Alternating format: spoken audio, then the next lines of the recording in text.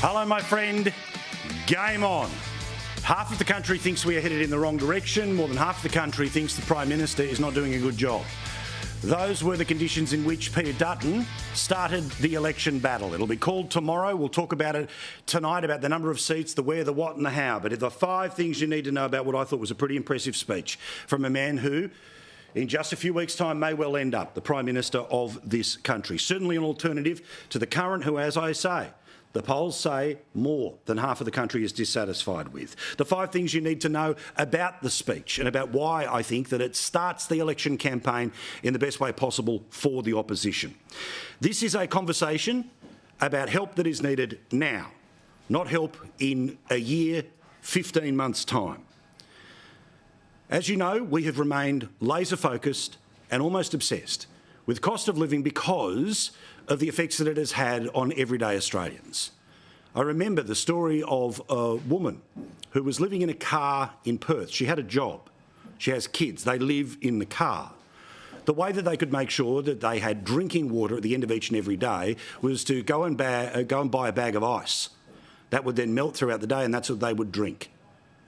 There are too many Australians who are suffering and have suffered for a long time. People who are largely forgotten by most of the media, but thankfully not by Peter Dutton in the very way he framed what he plans to do with his Prime Ministership. But to get there, he tells the story that we have told nightly and you have lived every day of the past 3 years.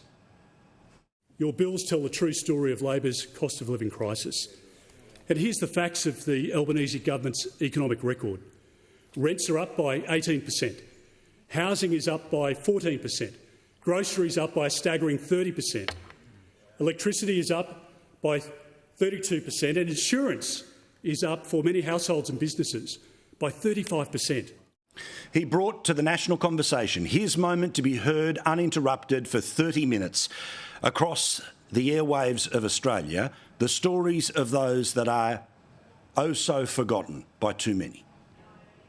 In Perth, a mum in a grocery store, in tears, told me how her husband and children couldn't keep their heads above water with the bills stacking up.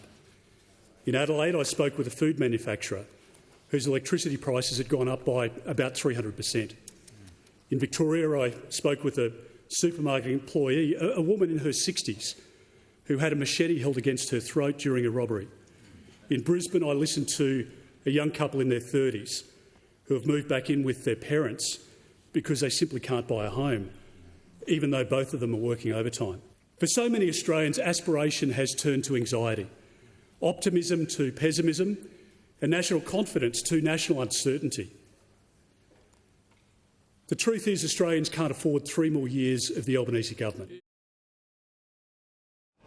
Too much of our politics is about what's in it for me, but as opposed to $5 in 15 months' time, halving of petrol tax in this country. Again, something we've spoken about for such a long time, something that the Prime Minister has ignored at the height of the difficulties of the past 3 years.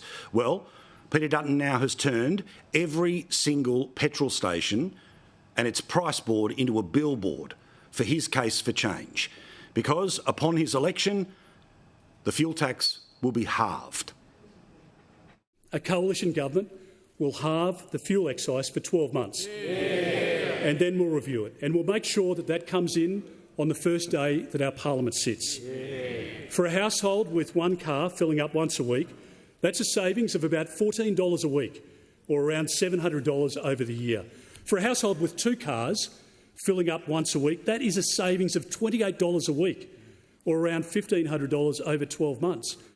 And this will not make the front pages. It will be barely mentioned anywhere but here. But as you know, part of the litany of failures of this government, the promise to make things better, is that 3.7 million Australian households, so there's multiple people in those households, so it's more than that number, don't know where their food's going to come from each and every week. They run out of food.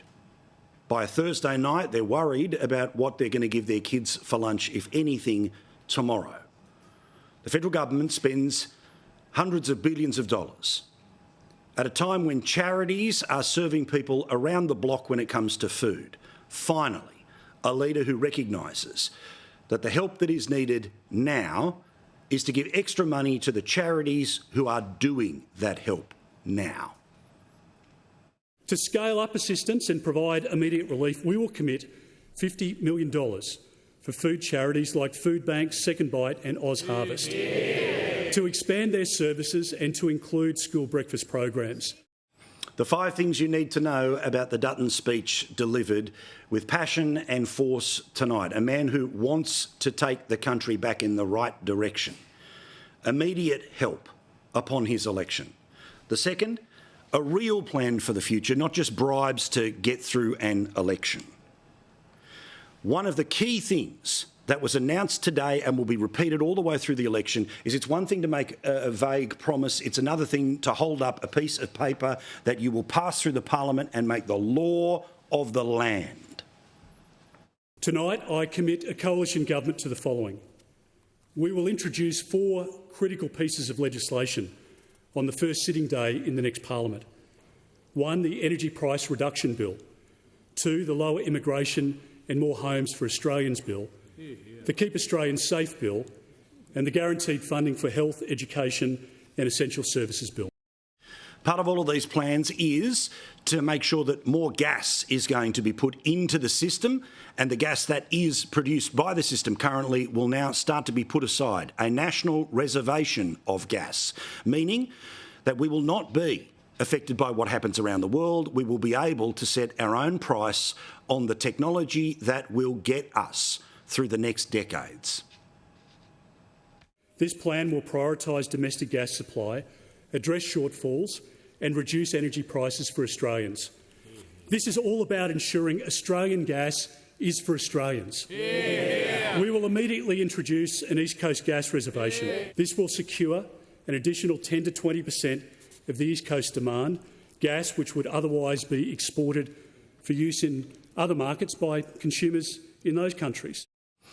And despite what it will be said, Australians are very accepting and we don't care from where you come, as long as you recognise the laws of this land as opposed to the grievances of previous lands. But the reality is that with more than 1 million people that have come in under this government, that's an extra 1 million people who have caused further delays in you being able to find a rental property, more people competing when it comes to an auction, more difficulties when it comes to ambulance ramping. Well, immigration will be cut by 25%. We will cut the permanent migration program by 25%. We will ban foreign investors and temporary residents from purchasing existing Australian homes for a period of 2 years. We will set stricter caps on foreign students to relieve stress on rental markets. And we will invest $5 billion in essential infrastructure to get stalled housing projects up and going. And it's going to create 500,000 new homes. We'll allow for first home buyers to access up to $50,000 of their super for a home deposit because it's better to get into a home sooner. Number 3, in the 5 things that you need to know about the speech, and I implore you to go and watch it all in full at skynews.com.au. He has raised the stakes of the election. Remember, more than half of the country says we're headed in the wrong direction. More than half of the country is dissatisfied with the Prime Minister's leadership. Here he was putting it on the table about how important your vote is in just a few weeks' time. Now, every election is important, but this election does matter more than others in recent history. It is a sliding doors moment for our nation. A returned Albanese government in any form won't just be another 3 bleak years. More economic mistakes will take a lot longer to recover from. Setbacks will be set in stone and our prosperity will be damaged for decades to come. But you have the power to change the path our country is on. You have the ability to reverse decline, and you have the opportunity to get our country back on track. As part of that, he also, front and centre. Now remember, this election in terms of the 6 p.m. news is decided by the people who cover it. We have shown you how they will spin the ball and give the benefit of the doubt to the existing government for a whole collection of reasons, but most notably because they like that side being in power. It's time, in a speech like this, with hundreds of thousands of people watching live and many more that will watch it online in the coming days, to bat away the BS, to take on what will inevitably be Labor's campaign of lies. For 3 years, Labor peddled the lie that they inherited $1 trillion of debt. Yet in the budget papers that we saw on Tuesday night, they confirm that the Labor Party will burden Australia with $1 trillion of debt as of next year. Tuesday's budget was one for the next 5 weeks, not one for the next 5 years. And if anyone between now and election day wants to tell you that the alternative Prime Minister, his alternative team, will do anything but help healthcare in this country, show them this. When a government doesn't have any achievements to speak about, which is the reality for this government, it resorts to smears and scare campaigns. There's no greater sign of the Albanese government's desperation than its many-scare campaign. Labor's third attempt in less than a decade, where there's the biggest strain on services. We will guarantee cheaper medicines and lower the pharmaceutical benefit scheme co-payment to $25, and we'll invest $500 million into women's health, and we'll double the subsidised mental health sessions from 10 to 20 and make this arrangement permanent. That's really important, because we know the kids aren't all right. We know that there are plenty of people struggling, no matter where you live, from the biggest of cities to the most remote parts of this beautiful country. That is a really big announcement, $9.5 billion when it comes to dealing with health, particular focuses on mental health, particular focus in that on youth mental health. The fourth, he's backing in small business. Now, small business employs so many people, but small business is a way that people are able to fend for themselves. Much of the project of the modern Labor left, which is now the modern Labor Party, is to create a triangle of dependence. The triangle of dependence, where you're reliant on the state for the handout, you're reliant on the state because you work for it, or if you're in business, the biggest client is the state. Therefore, you never rock the boat. This is how Labor has stayed in power in Victoria for the best part of 30 years, has had a similar hold until recently in places like Queensland. But if you decide to start your own business, no matter what happens to be, you know the only way to get a pay rise is to get up earlier and go to bed later. And your taxation is something that should be as minimised as possible. So the instant asset write-off that this government has completely removed will be back in a big way, meaning that if you are running anything from a hairdresser's to a local lawn care business, you'll be able to buy things for your business and write it off against tax. Reviving growth, Mr Speaker, also means having the back of small business, including tax relief. We've got tax relief coming for small business. We will increase the instant asset write-off from $1,000 under this government to $30,000, and we're going to make that arrangement ongoing. We'll provide a deduction of up to $20,000 per year for small businesses for business-related meal expenses, which is also a much-needed shot in the arm for struggling cafes, restaurants and pubs. It will allow a local real estate agency or a builder to take staff to a local cafe to celebrate a big sales event, or simply to say thank you to their hard-working employees. It creates jobs and it supports the struggling hospitality sector. I want small businesses to be taking risks, calculated risks, not shutting up shop. And for so many Australians, it's not about how much money, it's not about what's in it for me, it's not about the bribes, the giveaways or the distractions. Which brings me to the fifth thing to know about Peter Dutton's speech. And that is that he defended values and he has set a path to pride for our future generations.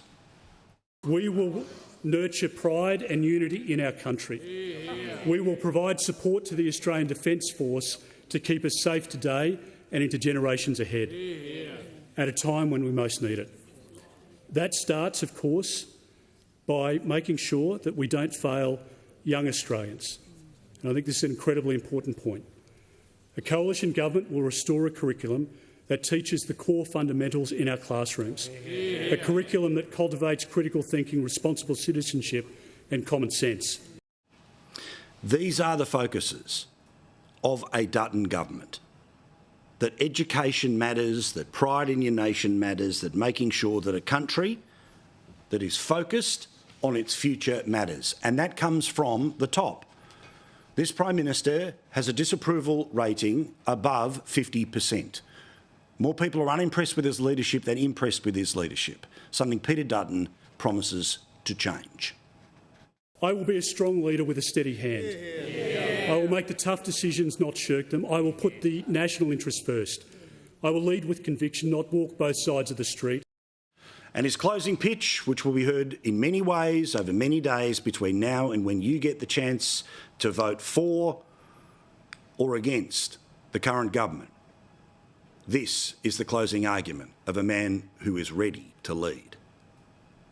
Australians are worse off under the Albanese government, and Australians cannot afford 3 more years of this bad Labor government.